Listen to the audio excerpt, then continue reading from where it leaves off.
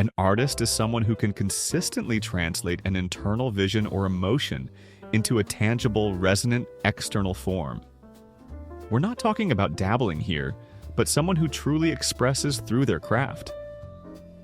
Think Leonardo da Vinci, creating masterpieces that still awe us centuries later, or in modern times, someone like Beyoncé, crafting entire albums that define eras. Most people will tell you that anyone can be an artist if they just practice enough, find their passion, or express themselves freely. But that advice doesn't actually work. Your brain doesn't naturally develop the complex systems needed for true artistic creation just by trying hard. It often locks you into bad habits. In this video, I'll show you the 3 things you actually need to understand why some people genuinely struggle to become artists, even if they want to. You need a foundational language before you can speak. You must learn to see the unseen connections. And you have to embrace brutal critique. As a learning tool, let's start with the foundational language. The biggest mistake people make is thinking that being an artist means immediately expressing their unique inner world.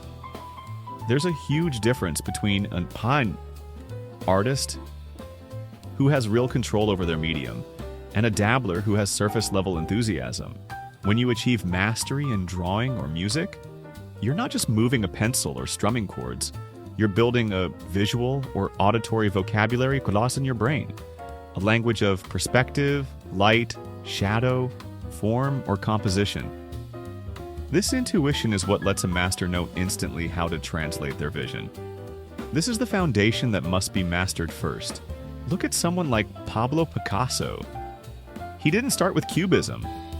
First, he spent years mastering classical realism, achieving complete control over traditional anatomy and proportion.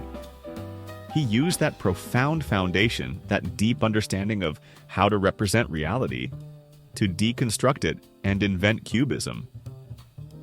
He broke the rules because he knew the rules inside out. So here's what you need to do. Spend real time building real expertise in the fundamental language gun of your chosen art form, not just watched a tutorial knowledge.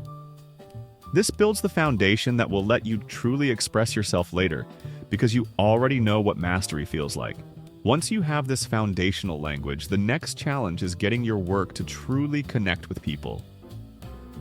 Your unique perspective doesn't automatically show through. The mechanism that forces this transfer is comparison and synthesis across unrelated fields.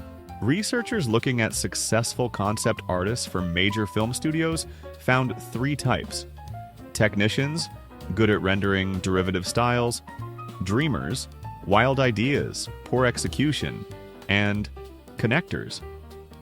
The connectors, who actively studied fields like architecture, biology, and psychology, were the only ones who created designs that were both technically solid and viscerally new. This is because they could take a pattern from one field and apply it to their art. Think about Hayao Miyazaki. He weaves together Japanese folklore, European architecture, and environmentalism into his films. He uses the same emotional frameworks but applies them to totally different visual stories. Your clear, forced exercise to practice this is simple.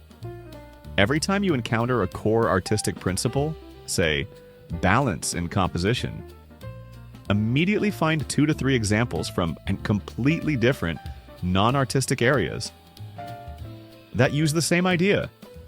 Example, if you learn about yid tension and release in music, now find tension and release in architectural design, or nadiyid the pacing of a thriller novel. Now, this comparison method is powerful, but there's something even better that seems totally backwards. What if the best way to grow as an artist is to put your vulnerable, unfinished work out there for harsh criticism before you even feel ready?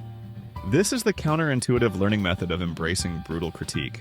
Scientists studying creative fields found that students who proactively sought tough, honest critique on early-stage work did way better than students who only sought validation. This early, difficult feedback can work nearly twice as well as simply practicing in isolation. Why does this work? When you expose your struggling, incomplete art to an expert eye, your brain becomes hyper-aware of what isn't working. It creates glaring gaps that your brain desperately wants to fill. Here are 3 specific techniques related to this desirable difficulty. 1. Targeted discomfort. Intentionally focus your practice sessions on your weakest areas, e.g. if you're bad at hands, draw hands for an hour.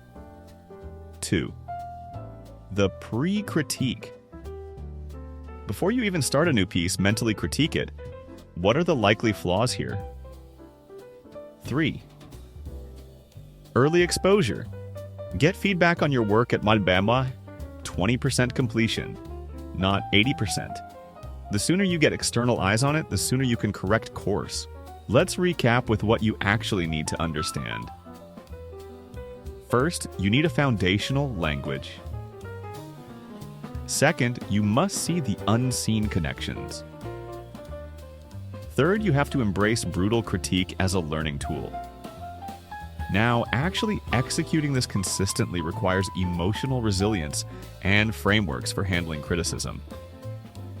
If you want the discipline and systems to make this happen, check out my last video